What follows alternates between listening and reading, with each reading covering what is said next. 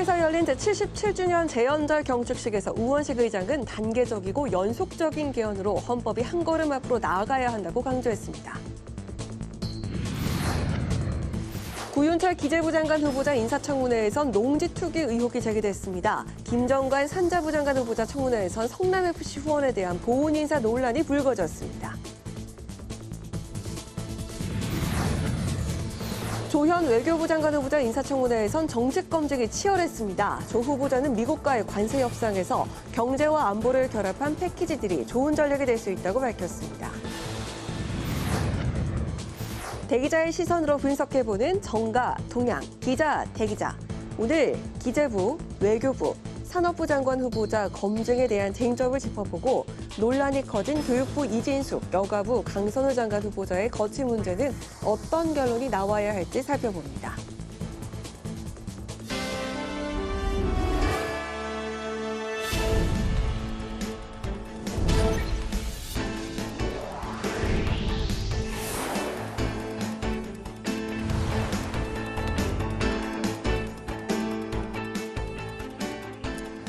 여러분 안녕하십니까? 7월 17일 목요일 국회 라이브 6 시작하겠습니다. 오늘 뉴스는 구윤철 기획재정부 장관 후보자 인사청문회 중계방송으로 늦게 시작합니다. 국민의 자유와 평등을 보장한 재헌 정신을 되새기기 위한 77주년 재헌절 경축식이 오늘 국회의사당에서 거행됐습니다. 우원식 국회의장은 헌법의 중요성을 강조했습니다. 또 단계적이고 연속적인 개헌 추진 의지를 밝혔습니다. 김동길 기자입니다. 77주년 재헌절 기념식이 우원식 국회의장을 비롯한 5부 요인과 전 국회의장, 국회의원 등이 참석한 가운데 국회의사당에서 열렸습니다. 오늘 기념식은 태극기의 역사와 의미, 재헌헌법 제정 과정 등 식수마다 국민들의 이해를 돕기 위해 해설이 있는 경축식으로 진행됐습니다. 인공지능 AI를 활용한 재헌헌법 전문 영상과 7개 정당 국회의원들이 전문을 낭독한 것은 재헌절의 의미를 더했습니다. 기미 3.1운동으로 대한민국을 건립하여 세계에 선포한 위대한 독립정신을 우원식 국회의장은 국회와 헌법의 중요성을 거듭 강조했습니다. 지난 12.3 비상계엄 당시 국회는 국민과 함께 민주주의를 지키는 최전선이었다고 밝혔습니다. 또 헌법은 위기의 순간에 민주주의를 지키는 가장 강력한 무기였다고 말했습니다. 국민은 가장 강력한 헌법의 수호자였습니다. 국민이 헌법을 지켜낸 나라 대한민국, 헌법이 국민을 지켜낸 나라 대한민국. 그래서 헌법은 힘이 세고 대한민국은 강합니다. 우 의장은 개헌에 대한 의지도 밝혔습니다. 1987년 개헌 이후 헌법은 우리나라의 엄청난 변화를 담아내지 못했다며 더 늦기 전에 개헌에 나서야 한다고 목소리를 높였습니다. 단계적이고 연속적인 개헌 추진도 제시했습니다. 전면적 개헌보다 단계적이고 연속적인 개헌으로 국회와 정부, 국민이 모두 흔쾌히 동의할 수 있는 최소 수준의 개헌으로 첫 발을 떼는 것이 꼭 필요합니다. 한편 경축식에 앞서 국회는 국회 앞마당에 국회가 가장 앞에서 국민을 지키고 민주주의를 더 단단하게 만들어가겠다는 다짐을 새긴 상징석을 세웠습니다. 국회 방송 김동길입니다. 이재명 정부 초대 내각 인사청문회가 나흘째를 맞았습니다. 오늘 열린 구윤철 기획재정부 장관 후보자 청문회에선 법인세 인상 가능성과 기재부의 AI 전담 조직 신설안이 나왔습니다. 농지 투기 의혹 등도 도마에 올랐습니다. 강민지 기자입니다. 구윤철 기획재정부 장관 후보자는 모두 발언에서 AI 산업 육성을 기재부 핵심 과제로 삼겠다고 밝혔습니다.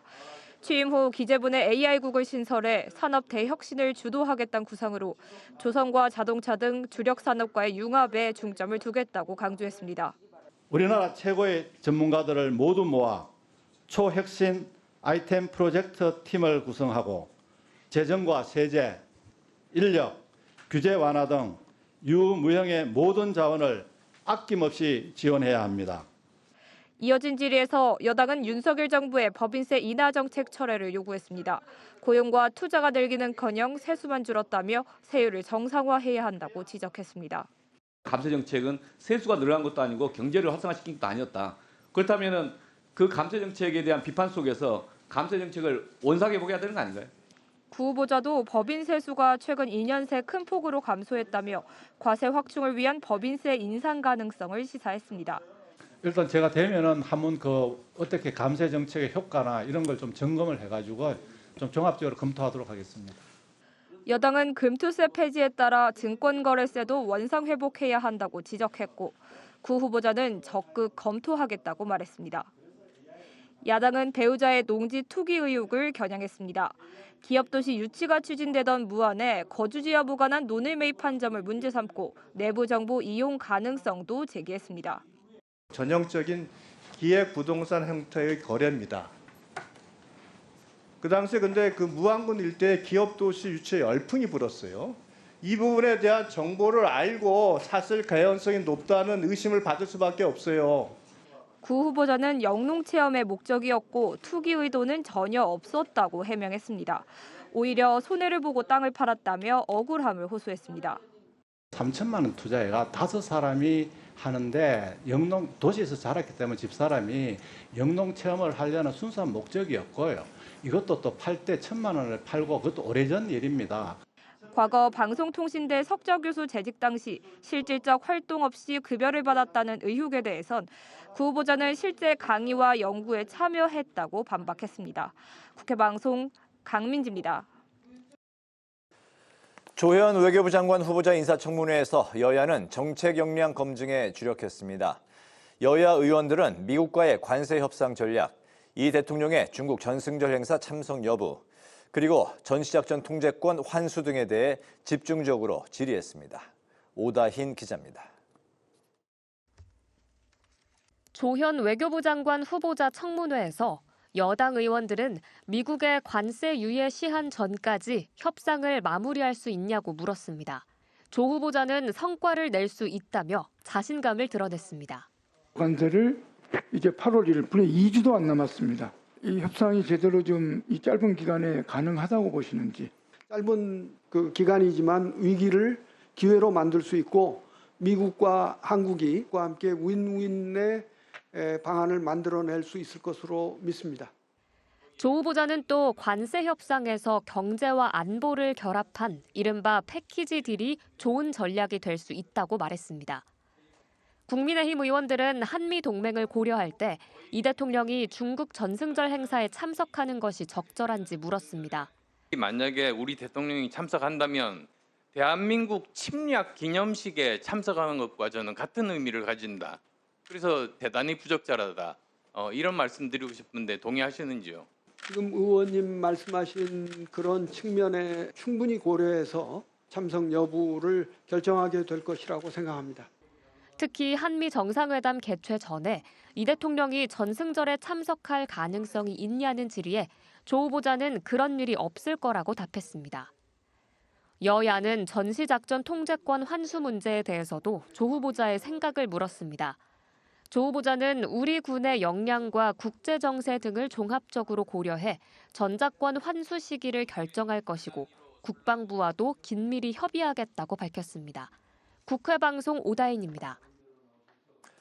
김정관 산업통상자원부 장관 후보자 인사청문회에서 여당은 미국과의 관세 협상 과정에서 우리나라 농산물 시장을 개방하라고 압박할 가능성을 우려했습니다. 국민의힘은 두산 에너빌리티 사장 출신인 김 후보가 성남FC 후원에 대한 보훈 인사라고 비판했습니다. 한규미 기자의 보도입니다. 김정관 산업통상자원부 장관 후보자 청문회에서 민주당은 대미통상 협상 카드로 농산물 시장을 개방하면 국내 농축업이 위축될 수 있다고 우려했습니다. 쌀 수입 쿼터를 확대한다. 이거 우리 농민들이 쌀 수입을 처음 했을 때 정말 저항이 심했습니다. 지금도 심하고요. 30개월 이상은 강업병의 위험이 있다 해서 전 국민이 반대했던 일이기도 합니다. 민주당은 또 관세 협상 과정에서 농축업에 피해가 생길 경우 보상과 방어책을 마련해야 한다고 당부했습니다. 김정관 산업부 장관 후보자는 농민의 삶과 밀접하게 연관돼 있는 만큼 관계 주무부처들과 충분히 논의해 대응하겠다고 말했습니다. 우루과이 라운드 협상할 때 그때 농민들뿐만이 아니라 축산민들 얼마나 많은 어려움이 있었는지 생생하게 기억을 하고 있습니다. 그 농산물 시장 개방이라는 게 얼마나 민감한 이슈인지도 충분히 인지를 하고 있고. 국민의힘은 김 후보자가 재직했던 두산이 성남FC 후원금을 줬다는 의혹에 대해 집중 질의했습니다. 10% 부지 기부 체납과 성남FC 50억 후원을 약속하고 용도 변경과 용적률 상향의 대가를 받게 된 의혹을 가지게 됩니다. 전형적인 정치 권력과 이 기업 간의 유착 의혹으로 보여집니다. 김 후보자는 재직 전 있었던 일이기 때문에 정확한 내용을 알지 못한다고 답했습니다. 부모가 인적 공제 대상이 아닌데 부당하게 받은 의혹을 야당이 제기하자 김 후보자는 송구스럽게 생각한다고 사과했습니다. 김 후보자는 부당하게 공제받은 최근 5년치는 자진 납부했고 그 이전의 내역도 살펴보겠다고 답했습니다. 국회방송 한규미입니다. 한미 관세 유예 기간이 2주 앞으로 다가온 가운데 민주당은 정부가 국익 최우선을 원칙으로 협상에 임해줄 것을 당부했습니다. 국민의힘은 장관 후보자들의 자진 사퇴와 지명 철회를 거듭 촉구하며 이재명 대통령에게 면담을 요청했습니다. 김지수 기자가 전합니다. 민주당은 관세 협상에 대한 정부의 국익 중심 실용 외교를 적극 지원하겠다고 밝혔습니다. 특히 과거처럼 힘과 동맹의 논리에 따라 일방적으로 양보하는 시대는 지났다며 협상이 상호 호혜와 이익 증진을 목표로 이루어져야 한다고 강조했습니다. 미국이 쌀과 소고기의 수입 규제 완화, 유전자 변형 작물의 수입 허용 등 시장 개방도 요구하고 있다며 협상에 대한 두 가지 목표도 제시했습니다. 첫째, 자동차, 반도체 등 주력 산업의 관세 인하를 관철해야 합니다. 둘째, 농민의 생존권과 식량 주권, 국민의 건강을 지켜야 합니다. 다음 주부터 지급되는 1차 소비 쿠폰에 대해서는 민생 회복의 선순환 구조를 만드는 정책이라고 강조했습니다. 그러면서 소비 쿠폰에 소득세 부과를 검토하고 있다는 야당의 주장은 사실이 아니라고 반박했습니다. 소득 지원 효과를 반감시킬 과세안을 민주당이 논의할 이유가 없습니다. 한편 국민의힘은 오늘도 장관 후보자들의 의혹을 집중 질타했습니다. 강선우 후보자에 대해서는 여당 내에서도 자성의 목소리가 나오고 있고 이진숙 후보자는 초중등 교육법까지 위반했다고 지적했습니다. 북한은 주적이 아니라는 김영은 후보자의 답변도 거듭 비판했습니다. 제가 묻겠습니다. 도대체 김영은 후보자에게 주적은 누굽니까? 국민의힘은 김영은 후보자도 장관 자격이 없는 무자격 후보 명단에 포함시켰습니다. 특히 현 정부의 인사검증 시스템이 완전히 망가졌다고 지적하며 이재명 대통령에게 면담을 요청했습니다.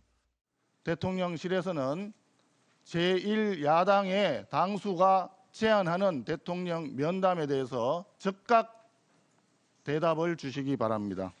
국회 방송 김지수입니다.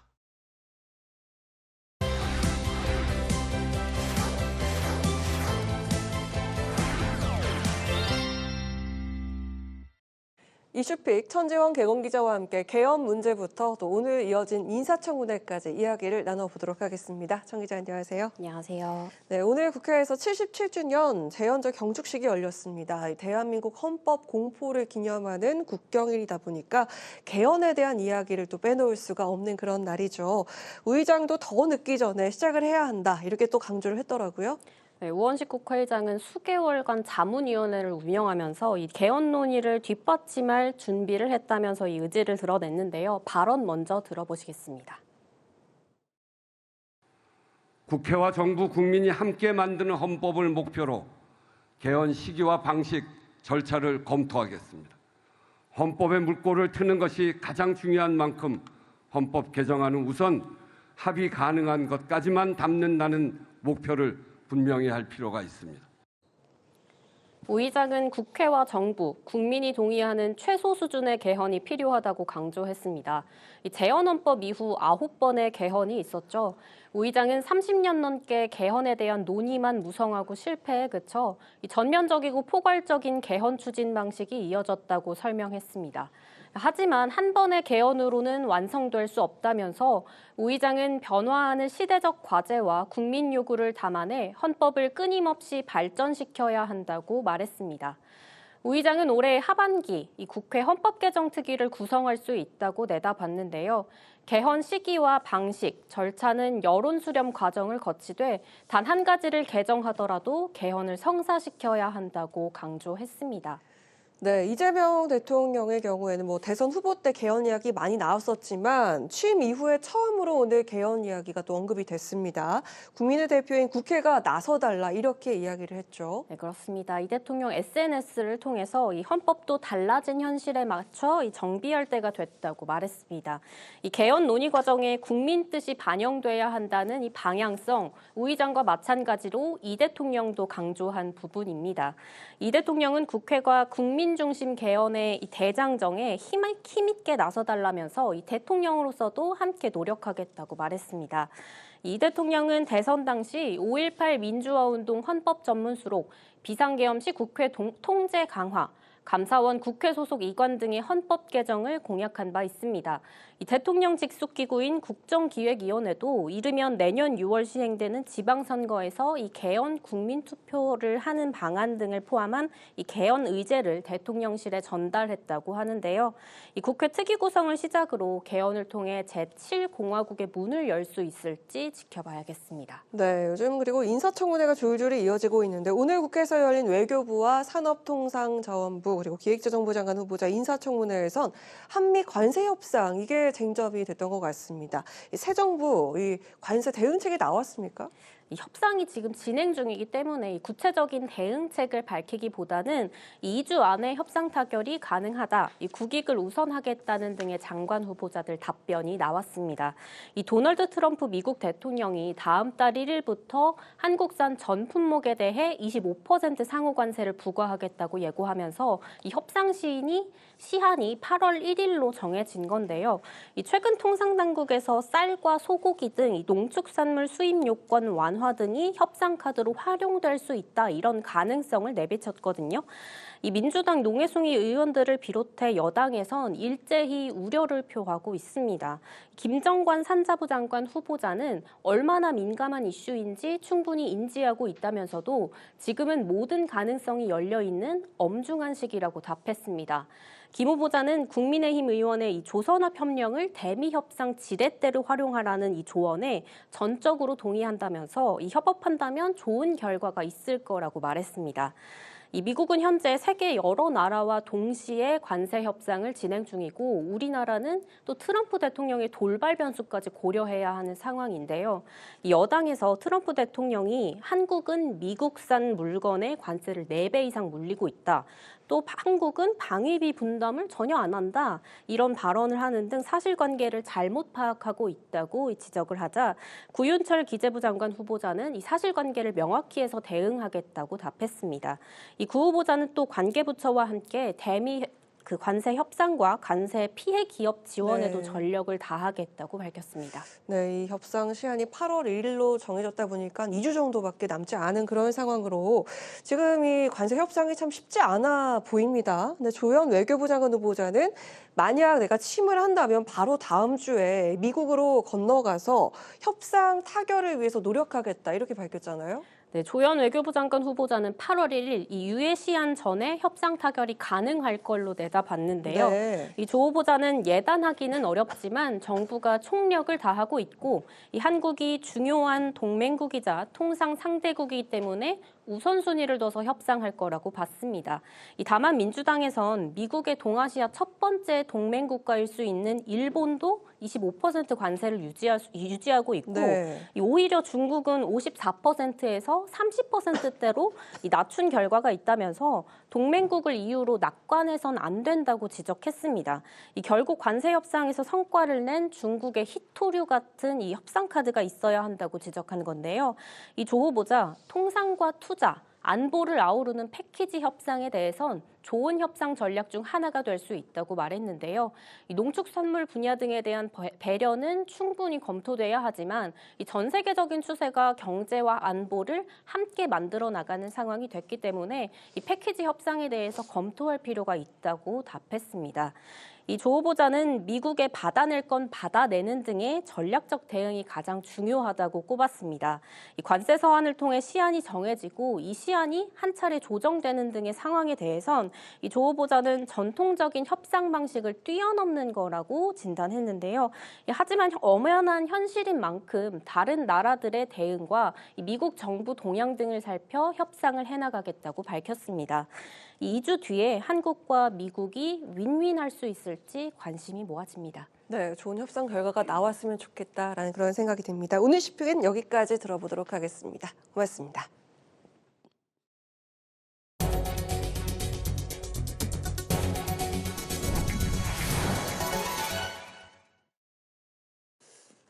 여야는 전국적으로 발생한 폭우로 인한 국민들의 피해가 없도록 총력을 다해 대응해달라고 정부에 당부했습니다. 진성준 더불어민주당 정책위 의장은 농가 피해와 교통 불편 등이 발생하지 않도록 재해당국과 지방정부가 최선을 다해달라며 만일 대비 부실로 인재가 발생하면 반드시 책임을 묻겠다고 강조했습니다. 박성훈 국민의힘 수석 대변인도 정부와 지자체가 대피 지침과 위험 통제 조치를 신속히 작동시키고 피해 지역 주민의 일상 복귀를 위한 복구와 지원책 마련에도 전력을 다해달라고 당부했습니다. 더불어민주당은 윤석열 전 대통령의 구속적부심 청구를 강하게 비판했습니다. 진성준 정책위 의장은 내란 수괴인 윤 전 대통령이 실체적, 절차적 위법과 부당한 점을 다투겠다는 궤변을 늘어놓으면서 구속적부심을 청구해 국민들의 억장이 무너지고 있다고 말했습니다. 문진석 원내수석 부대표도 거부권 행사를 남발하고 불법 계엄을 저지를 땐 두려울 게 없던 윤 전 대통령이 법 앞에선 한없이 비굴하고 야비하다며 특검이 강제 구인에 나서야 한다고 주장했습니다. 국민의힘 비상대책위원회가 비공개 회의를 갖고 윤희숙 혁신위원장으로부터 혁신안을 보고받았습니다. 이 자리에서 당 지도부는 윤 혁신위원장의 발언이 혁신위원들과 충분한 논의 없이 개인 자격으로 이뤄진 부분에 대해 당의 부담으로 돌아왔다고 지적한 것으로 전해졌습니다. 윤 혁신위원장은 회의와 관련한 기자들 질문에 아름답게 책임지는 중진의 모습을 강조하고 당 지도부를 향해서는 몰매를 맞는다는 표현을 써가며 불편한 기색을 내보였습니다. 이런 가운데 극우 성향의 전 한국사 강사인 전한길 씨가 국민의힘에 입당한 사실이 알려지면서 계엄 세력과 절연해야 한다는 당내 공개 비판이 나왔습니다.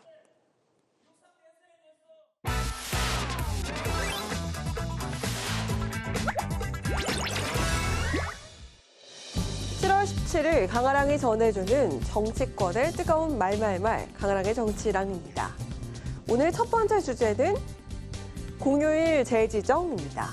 77주년 재헌절을 맞은 오늘 국회에서 의미 있는 기념식이 열린 가운데 국회와 여야 정치권에서 재헌절을 다시 공휴일로 지정해야 한다는 의견이 제기되고 있습니다. 재헌절을 공휴일로 재지정하는 일도 서두르자고 제안합니다. 헌법의 중요성과 상징성에 걸맞게 위상을 바로 세워야 합니다. 1948년 7월 17일 대한민국 헌법 제정 및 공포를 기념하는 국경일인 재헌절, 3.1절, 광복절, 개천절, 한글날과 함께 5대 국경일 중 하나입니다. 지난 1949년부터 국경일로 지정된 후 1950년부터 공휴일로 지정됐지만 주 5일 근무제에 따른 근로시간 단축 등으로 지난 2008년부터 공휴일에서 제외된 바 있습니다. 그러니까 5대 국경일 중 유일하게 공휴일이 아닌 거죠. 여야를 막론하고 여러 건의 법안이 발의되어 있습니다. 국민 10명 중 8명이 찬성할 정도로 공감대도 넓습니다. 온 국민이 함께하는 헌법 축제의 날로 만들어 갑시다. 현재 22대 국회에서 재헌절 공휴일 재지정과 관련해서 총 7건의 관련 법안이 발의가 되어 있는 상태입니다.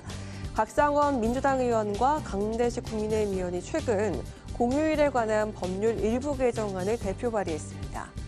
국가 초석을 다진 헌정사의 출발점이라는 의미와 상징성에 비해서 재헌절의 낮은 위상에 대한 지적은 꾸준히 이어져 왔습니다. 국회 입법조사처 또한 공휴일 재지정에 대한 여론을 충분히 수렴하고 공론화해서 국민적 공감대를 토대로 사회적 합의를 도출하도록 적극적 논의가 필요한 시점임을 강조하고 있습니다. 제헌절의 공휴일 대지정, 과연 이번엔 현실화가 될 수 있을까요? 자, 이어서 오늘 두 번째 주제는 상법 개정 2라운드입니다. 이재명 정부 출범 이후 첫 여야 합의 1호 법안인 상법 개정안이 지난 15일 국무회의에서 의결된 가운데 추가 개정에도 이목이 집중됩니다. 지금 현재 그 자본시장의 제도 개선이라는 요구는 특정 정당의 문제는 아니다. 이게 끝이 아니라 시작입니다. 제도 개선을 계속 하겠다고 이야기를 하는 것에 대해서 지금은 많은 분들이 지켜보는 것 같아요. 이번 상법 개정에 여야가 합의하는 과정에서 경제계 반발을 고려해서 집중투표제 의무화와 감사위원 분리선출 확대는 제외된 바가 있습니다. 7월 국회에서 2차 개정을 추진하겠다는 계획입니다. 하지만 자칫 특정 세력이나 외국계 헤지펀드 등의 이사회 장악으로 이어질 수 있다는 우려가 제기되는데요. 위험성이 저는 매우 상당하다라고 생각합니다. 이 외국인 헤지펀드들 두세 명이 마음먹고 집중투표제나 이런 것들을 결합해서 이사를 선임하고자 하려면 기존의 1대 주주보다 훨씬 유리한 구도 하에서 더 많은 이사를 선임할 수 있다라고 보여지는데 공청회를 거친 다음에 처리하기로 했던 게 집중 투표제하고 분리 선출하는 것이거든요. 이조이사 제기하면 뭐 이런 이제 경영권 분쟁에 대해서는 충분히 자기들을 방어할 수 있는 경험이라든가 능력들이 있기 때문에 민주당은 이에 더해 9월 정기국회 때 이 대통령의 대선 공약인 자사주 소각 등도 처리할 방침으로 전해지고 있습니다. 이게 주주 환원율을 높이는 긍정적 효과가 클 것으로 기대하고 있습니다. 단 그간 대주주 쪽으로 기울었던 운동장이 일반 주주 쪽으로 과도하게 쏠릴 점에 대한 우려가 나오면서 경영권 방어 대책에 대한 부분도 서둘러야 한다는 목소리가 높아지고 있는데요. 대표적으로 민주당 중진 김태년 의원이 발의한 상법상 특별 배임죄 폐지와 형법상 정당한 경영 판단을 구분해 형사상 면책하는 형법 개정안을 들 수 있습니다. 이처럼 상법 개정안의 의결에 따른 보완 목소리가 제기되고 있는 만큼 경제계를 달래고 일반 주주 또한 만족할 수 있는 효과적인 방안이 마련되길 바라겠습니다. 지금까지 강하락의 정치 랑이었습니다.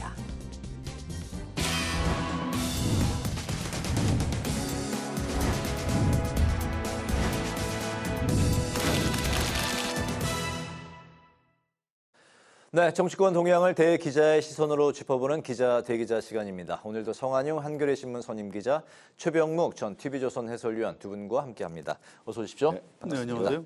오늘 성 기자님께서 발제해 오셨죠? 네, 국회에서 이재명 정부 장관 후보자 인사청문회가 계속되고 있고요. 네. 윤석열 전 대통령은 내일 법원에서 구속 적부심 심사를 받을 예정입니다. 네. 정치 현안 가지고 토론해보면 될 것 같습니다. 알겠습니다. 청문 슈퍼위크가 반환점을 돌면서 교육부 이진숙, 여성가족부 강선우 장관 후보자에 대한 사퇴 여론이 점점 확산하고 있는 분위기인데요. 대통령실은 기류 변화가 없다. 계속해서 이제 좀 지켜보고 있다. 이런 입장을 밝혔지만 민주당 안에서도 사퇴를 해야 한다는 이제 발언이 속속 좀 나오고 있는 그런 상황입니다. 두 후보자 거취 문제 좀 어떤 결론, 일단 뭐 당위성부터 좀 들어볼까요?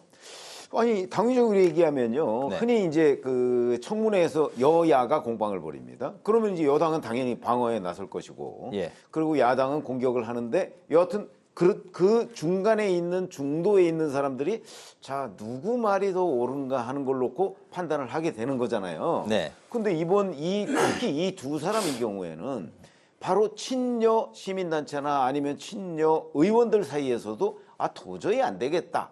이런 평가를 지금 받고 있단 말이죠. 네. 그러면은 이미 그 야권은 물론이고 중도층도 대부분 무너졌다고 보는 것이 맞을 겁니다. 그렇기 때문에 만약에 여기서 그냥 임명을 강행한다? 그러면 이제 이재명 대통령이 본인의 정치적 부담으로 이걸 떠안아야 된다는 얘기거든요. 네. 흔히 그렇게 떠안지 않습니다. 정치적으로 보면. 그래서 당위적으로 봐도 그렇고 현실적으로 봐도 이재명 대통령이 이 두 사람을 지키는 부담을 본인이 떠안을 이유가 없죠. 그런 차원에서 본다면 아마 그 사퇴를 뭐 자진 사퇴라는 형식으로 아마 그렇게 마무리가 되지 않을까 이렇게 예상은 되는데 최종적인 선택이야 또 이재명 대통령의 스타일에 따라서 달라질 수도 있다 이렇게 생각을 합니다. 네, 중도층 민심이 떠났다. 당위죠. 그리고 이제 결론도 아마 좀 사퇴 뭐 두 후보자 모두 그렇게 날 것 같다고. 아니 왜냐하면 민주당 내에서도 사퇴를 주장하는 사람이 나타나기 시작했거든요. 그거는 뭐 이미 중도까지도 다 무너졌다고 봐야 되는 거기 때문에 그러면 아마 이재명 대통령도 다른 선택의 여지가 없지 않을까 이렇게 생각한다는 거죠. 네, 만약에 두 후보자 모두 사퇴식으로 결론이 나게 되면 여태 뭐 그 현역 의원은 현역 불패 뭐 이런 말도 있었는데 처음으로 이제 그런 후보자가 나오게 되는 그런 상황인데 그거 어떻게 좀 예상을 하십니까? 예, 좀 특이하죠. 여야 의원들끼리 동료 국회의원들은 좀 봐주었던 측면이 있죠. 그래서 이제 현역 불패 신화가 생겼는데 이 강선호 의원은 재선 국회의원이죠. 뭐 의정 활동도 열심히 했고. 이랬던 의원인데 이 자리의 적합성, 그러니까 여성가족부 장관 후보자라는 게 여성가족부 장관이 우리 사회의 좀 약자들을 이렇게 품어 안아야 되는 그런 국무위원이라고 보시면 됩니다.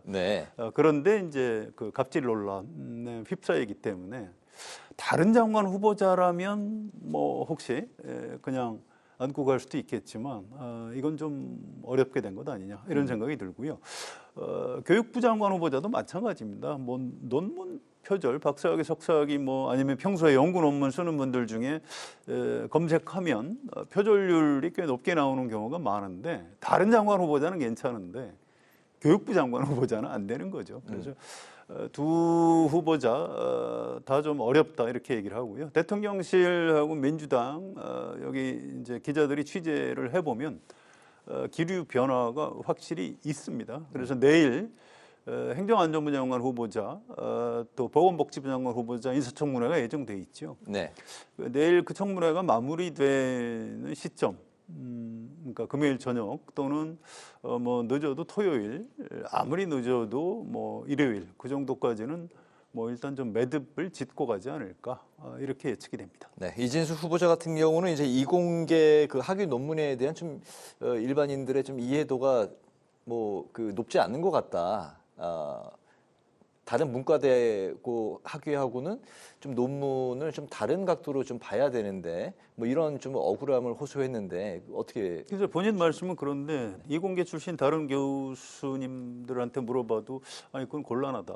뭐 특히 뭐 오자까지 그대로 갖다가 옮긴 게 그게 단순한 실수라고 과연 볼 수 있는 건지. 그런 것도 아무리 전문가들의 영역이라고 해도 이 국무위원은 정치인입니다. 장관 후보자의 어떤 자질은 일반 국민의 눈높이와 상식에 맞아야 되는 거거든요. 그래서 그 기준, 정치적인 판단과 일반 국민의 상식이라는 잣대로 보면 조금 임명 강행하기는 어려운 것 아닌가 뭐 이렇게 분석하는 게 맞을 것 같습니다. 이 결론이 좀 언제까지 나야 되는 그 뭐 기한이 있습니까? 법적 기한은 없어요. 정치적으로는 이번 주를 넘기지는 않을 것이다 이렇게 예측하는 게 맞을 것 같습니다. 이번 주 안에 결론이 나올 것으로 예상하신다? 그렇습니다. 알겠습니다. 두 후보자가 워낙에 좀 많이 부각이 돼 있는 상황에서 청문회는 계속해서 이제 진행이 되고 있는데요. 오늘은 구윤철 기획재정부 장관 후보자 그리고 조현 외교부 장관 후보자, 김정관 산업통상자원부 후보자의 인사청문회가 열렸습니다. 특히 여야는 부동산 투기 의혹과 아들의 편법 증여 의혹이 제기된 조 후보자를 놓고 또 열띤 공방을 벌였는데요. 어떤 후보자 청문회에 특히 좀 오늘 그 청문회 중에서 주목을 하셨는지 최 의원님부터 들어볼까요? 사실은 저는 이제 외교부 장관 후보자의 경우에 주목을 했는데요. 이게 왜 그러냐면요. 외교부 장관 후보자가 이런 여러 가지의 문제에 구설에 오른 적이 거의 없습니다. 왜 그러냐면 아시다시피 전문 외교관 출신이잖아요. 전문 외교관들은 대개 외국 생활을 적어도 한 절반 가까이는 합니다. 이제 국내와 외국을 왔다 갔다 하죠. 그러면 이제 국내에 뭐 이제 예를 들어서 부동산 같은 게 있다고 할지라도 그거 뭐 전세 주거나 팔거나 뭐 이렇게 하고 외국 나갔다가 또 몇 년 있다가 또 돌아와서 뭐 살거나 뭐 이렇게 되는 거란 말이죠. 네. 그러다 보니까 우선 국내 사정에 밟지를 못해요. 부동산 투기도 국내 사정에 밝아야지 할 수 있는 거거든요. 여러 가지 비리도 마찬가지고요. 결국은 비리의 구조나 시스템 같은 거에 아주 굉장히 잘 알아야 하는 거란 말이죠. 네. 그 외교관들이 그런데 연루될 일이 거의 없어요. 근데 이 조현 후보자의 경우에는 달라요. 무슨 한남동에 무슨 도로를 샀다든가 뭐 이런 거, 그런데 거기서 뭐 거의 10억 가까운 이득을 얻었다든가 뭐 이런 것들은요. 국내에서 정말 그 방면에 아주 잘 아는 사람이 할 수 있는 일이라고 저는 생각을 해요. 네. 그런데 거기에 연루가 돼서 지금 아직 명쾌하게 규명이 안 되고 있단 말이죠.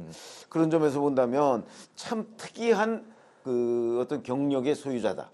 그래서 저는 유난히 이 외교관 출신으로서 이런 그 구설에 휘말리는 게 아주 드문 케이스에서 그래서 제가 눈여겨봤습니다. 네, 조현 후보자를 특히 이제 주목을 하셨고, 예, 송 의원님은 어떠십니까?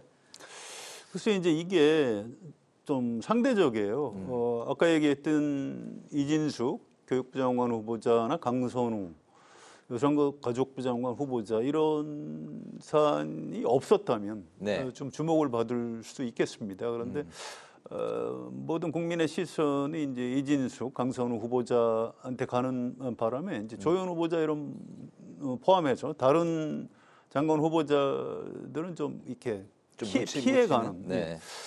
이게 참 묘한 건데요. 이재명 대통령이 과거에 경기지사 시절에 그 뭐 무슨 물소대 전략 뭐 이런 얘기를 한 적이 있어요. 그러니까 물소들이 강을 건너갈 때 이제 뭐 사자나 이런 맹수들이 이제 잡아먹으려고 할 때 한꺼번에 다 건넌다는 거예요. 그래서 네. 혹시 누가 잡아먹혀도 이제 한 마리 정도만. 근데 이제 그게 아니고 띄엄띄엄에서 건너가다 보면 아주 여러 마리가 이제 물려 죽을 수 있다. 뭐 이런 얘기를 한 적이 있는데 그래서 그런지 이번에 장관 후보자 발표도 한꺼번에 네. 다 했고요. 또 민주당에서 이 국회 인사청문회 일정을 잡을 때도 지금 하루에 막 3개, 4개, 많은 날은 5개까지 청문회를 하고 있거든요. 그래서 이게 결정적으로 이건 불법이다 이렇게 드러나지 않으면은 강선우 후보자나 이진숙 후보자 쪽으로 시선이 돌아간 사이에 다른 후보자들은 좀 쉽게 통과하는 분위기 아닌가 뭐 이렇게 봤고요. 오늘 구윤철, 조형, 김정관 세 분 인사청문회인데 뭐 별로 그렇게 언론에서도 주목들을 안 하더라고요. 네. 오히려 뭐 이진숙, 강선우 후보자 언제 낙마하는 거냐 이제 여기에 관심들을 쏟고 그래서 뭐 크게 문제되지 않고 이제 넘어갈 수 있을 것 같습니다. 다만 오늘 인사청문회 과정에서 구윤철 부총리 겸 기획재정부 장관이죠. 어쨌든 경제 이제 사령탑 역할을 해야 되는 분인데 이분이 윤석열 대통령 때 좀 깎아줬던 법인세를 좀 다시 회복을 시켜야 되겠다 늦지 않게. 지금 이재명 대통령의 어떤 철학이라고 할까요? 이건 필요할 때 재정을 이용해서 좀 마중물 역할을 해서 경제를 좀 살리는 뭐 이런 역할을 정부가 해야 된다 이렇게 하는데 지금 윤석열 정부에서 법인세 인하하고 여기저기 세수가 많이 구멍이 나가지고 재정 여력이 굉장히 없다고 합니다. 그런 얘기를 했어요. 그래서 이게 머지않아 세법 개정을 통해서 다시 윤석열 정부에서 좀 깎아줬던 법인세를 다시 원상 회복시키는 조치를 취할 것 같다. 이런 얘기를 오늘 인사청문회에서 했는데요. 이거 굉장히 뭐 후보들 개개인의 어떤 뭐 도덕성 뭐 이런 것보다도 우리 국가 전체 어떤 국정과 관련해서 뭐 중요한 그런 내용이 아니었나 이렇게 생각합니다. 네, 알겠습니다. 자, 이제 지금까지 인사청문회에 관해서 좀 이야기를 나눠봤고 이제 국민의힘 상황, 혁신에 대한 화두가 한창 뜨겁게 오르고 있는 국민의힘 상황을 좀 들여다보겠습니다. 윤희숙 혁신위원장의 1차 쇄신 대상을 지목을 했는데 나경원, 윤상현, 장동혁 의원 그리고 송원석 비대위원장을 실명으로 이제 거론을 했고 스스로 거취를 밝히라고 압박을 했습니다. 윤 위원장은 인적 쇄신 대상을 계속해서 이제 발표를 하겠다고 예고를 했는데 당 지도부는 윤 위원장이 혁신 위원들과 상의 없이 개인의 생각으로 일방적으로 이렇게 혼자 가고 있다 이렇게 이제 비판을 쏟아내고 있습니다. 이제 국민의힘의 내홍이 계속되고 있는 상황인데 당의 이런 혁신 대상을 지목하고 발표하는 이런 상황, 국민의힘의 이 파장이 어디까지 갈까요?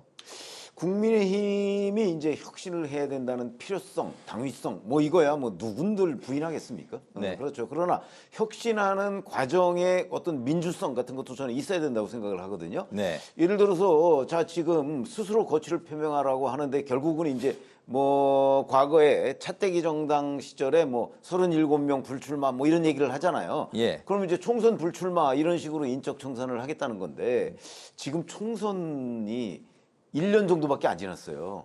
3년이 남았어요, 무려. 예. 근데 그렇게 남았는데 지금 불출마 선언을 한들 그게 무슨 의미를 가지며 그다음에 지금 불출마 선언을 과연 할 수가 있는 건가? 지금 3년 가까이 남아 있는데 임기가 그럼 뭐 여기서 그냥 사퇴하고 나가라는 것도 아니고 그래서 제가 보건대는 지금 거취를 밝히라는 압박이 시점상 맞지도 않고 그다음에 과정도 지금 혁신위원회에서 논의도 안 했다는 거 아닙니까? 네. 그러면 자기 혼자 생각을 지금 혁신위원장이라고 밀어붙이고 있어요. 이것도 적절하지 않은 것 같고 그래서 조금 정치적으로 좀 미숙한 단계에서 너무 진짜 혼자 보여주기 식으로 지금 밀고 나가는 것 아닌가 이렇게 판단이 돼서요. 네. 좀 더 정치적으로 성숙한 과정을 거쳐서 민주적으로 혁신을 완성했으면 지금보다 훨씬 더 효과적인 혁신이 될 가능성이 저는 높다고 생각을 합니다. 네. 그런 점에서 지금 윤희숙 혁신위원장의 저 혁신 방식은 아마 당내 공감대를 얻지 못할 가능성이 더 높지 않은가 싶습니다. 성숙하지 못하다라고 이제 그렇죠. 지적해 하시는 거죠. 예, 예. 어떻게 보십니까? 글쎄요, 근데 저는 윤희숙 위원장 편을 좀 들어주고 싶은데요. 네. 원래 혁신이라는 게 가죽을 벗기는 겁니다. 굉장히 고통스러운 거예요. 근데 지금 국민의힘은 윤석열 대통령 비상계엄 때문에 정권을 넘겨줬고 현직 대통령이 탄핵도 당했고 뭐 혁신을 해야죠. 가죽이 벗겨지는 고통을 겪는 게 맞는 겁니다. 그래서 네. 이건 꼭 그렇게 뭐 당원 당규를 따질 문제가 아니에요. 윤희숙 혁신위원장이 정치적으로 공격을 하는 거고요. 혹시 안철수 의원처럼 혁신위원장이 나 못하겠어요라고 포기하면 어떻게 하려고 그러는지 모르겠어요. 이게 윤희숙 위원장이 처음부터 이렇게 강경한 건 아니었고요. 그러니까 이른바 쌍권, 권영세, 권성동 두 분의 인적 청산을 요구한 안철수 전임 혁신위원장의 요구는 좀 지나친 것이다 이렇게 얘기를 했던 사람인데 네. 대신에 그러면 우리가 윤석열 대통령 이 탄핵에 대해서는 우리가 좀 사과하는 게 좋겠다 이렇게 제안을 했는데 그것도 이제 실명으로 거론하는 이 네 분들이 다 반대를 했거든요. 네. 그 바람에 이제 윤희숙 위원장 그러면 내가 혁신위원장을 왜 하냐? 해서 4명 실명을 거론해서 지금 결단해달라 이렇게 요구를 한 겁니다. 전 뭐 이게 그렇게 나쁘지 않은 당내 효과 충격파를 좀 줬다라고 좀 긍정 평가하고 싶고요. 네. 오늘 또 뭐 지도부를 만난 다음에 뭐 다구리 당했다 뭐 이런 표현을 썼어요. 그래서 이게 다구리가 뭔지 저도 궁금해서 찾아봤더니 문매를 맞다. 이게 이제 경상도 사투리라고 합니다. 네. 그래서 아마 지도부한테 집중 공격을 받은 모양이에요. 하여튼 그럼에도 불구하고 국민의힘 지도부에서는 지금 뭐 윤희숙 혁신위원장 사퇴해라 이런 얘기를 못 하고 있는 겁니다. 그 전임자 안철수 의원 사례도 있고 해서 뭐 어쨌든 다 좋습니다. 이런 혁신이라는 게 그렇게 질서 있게 되는 거는 아닌 거고요.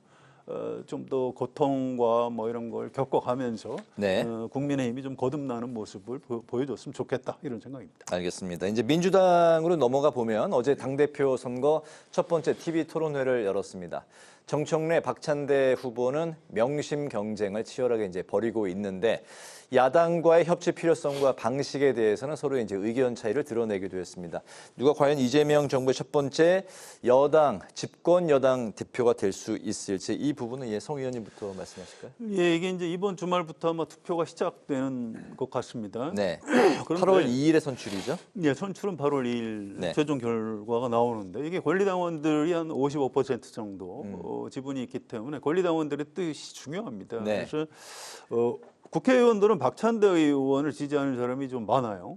그런데 권리당원들 표심은 여론조사 이런 걸 보면 민주당 지지층에서 정청래 의원이 앞서 있습니다. 그래서 지난주에도 말씀드렸던 것 같은데 지금 투표를 하면은 당연히 정청래 의원이 대표가 되는 것 아니냐 이제 이렇게 네. 예측을 하고요. 박찬대 의원이 많이 따라잡은 거는 같은데 이 뒤집지는 못한 것 같다는 게 대체적인 판세 네. 분석입니다. 그래서 물론 최종 결과는 이제 8월 2일 날 봐야 되겠지만 실제 내부 분위기는 그렇다 이렇게 전해드리고요. 아무튼 그런데 이게 여당의 새로운 대표인데 그렇게 크게 무슨 뭐 관심을 끌거나 뭐 감동이 있거나 그런 것 같지는 않습니다. 이게 네. 후보 두 사람이 다 무슨 차기 대선 주자급 정치인은 뭐 아닌 것 같고요. 이재명 대통령도 아니 뭐 둘 중에 누가 돼도 난 좋다 이제 이런 정도 애매한 태도를 취하고 있고 네. 그래서 8월 2일까지 뭐 쭉 관심을 끌고 가기는 하겠습니다만 제가 딱 한 가지 걱정이 되는 거는 이 권리당원들 표를 얻기 위해서 지금 두 후보가 다 굉장히 강경 발언들을 하는데 지금 여기서 선출되는 사람은 집권 여당의 대표입니다. 국정에 대한 책임을 져야 되는 거지. 무슨 국민의힘이 내란 정당이기 때문에 뭐 해산 청구를 해야 된다. 이런 강경 발언을 해놓으면은 이 나중에 크게 독이 될 수가 있습니다. 네. 그래서 그런 것들은 좀 자제를 해주셨으면 좋겠다. 이 말씀을 꼭 드리고 싶습니다. 네, 정청래 의원이 좀 앞서는 형국에 이제 박찬대 의원이 좀 추격하는 양상. 현재는 이제 그렇게 좀 읽고 글쎄 뭐 계십니다. 전체적으로 그렇게 보인다고들 그래요. 네. 그러나 이제 권리당원의 표심 이게 민주당 지지층을 조사할 수는 있죠. 그러나 그 민주당 지지층이 권리당원 그 표심을 다 대변하지는 않거든요. 민주당 지지층 안에 권리당원이 일부 있을 뿐이겠죠. 예. 그렇기 때문에 권리당원 55%라는 걸 정확하게 그게 그 누구 지지가 몇 %고 뭐 이렇게 분간하기는 쉽지는 않을 것 같아요. 그런 점에서 본다면 지금 현재 민주당 지지층에서 정청래 의원이 꽤 많이 앞서고 있다. 그러면 이제 권리당원에서도 막 앞서지 않을까 뭐 이런 정도는 이제 충분히 추정이 가능한 부분인데 네. 뭐 그 내일 모레부터 이제 투표 시작이 되니까 그럼 이제 구체적으로 좀 봐야 되겠죠. 네. 그리고 이제 이른바 이재명 대통령의 생각, 명심 뭐 이런 게 이제 지금 명확하게 드러나 있지 않은데 이런 부분에 관한 이제 뭐 권리당원들의 그 이심전심으로 이제 서로 사발통문 같은 것도 또 선거 투표 임박해서는 돌 수도 있거든요. 네. 그런 것들이 아마 종합적으로 나오지 않을까 싶은 생각이 듭니다. 알겠습니다.